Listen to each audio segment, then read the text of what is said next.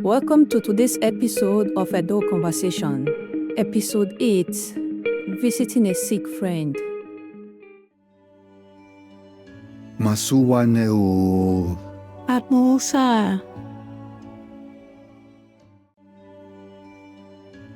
Eso es Mario with bebena.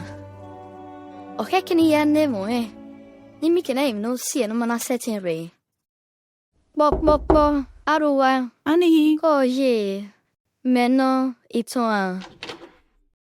Kovime. Woye. O ya se ye. Eso evo. Igbimo sase. Seti lawo wa no bwela riuga.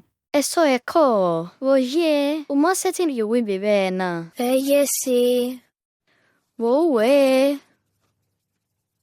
unik bebe afira be fiame. Ko. Uri kunea. O malauge kwamio.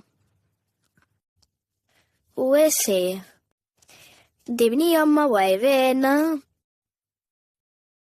Iyan my mavina ya twig behavior do. Are you struggling to speak Edo?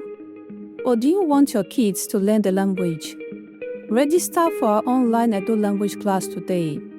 You can also get a copy of our Edo language book to support your learning. For more information, kindly send us a DM or visit our website, Wadiara Zedo.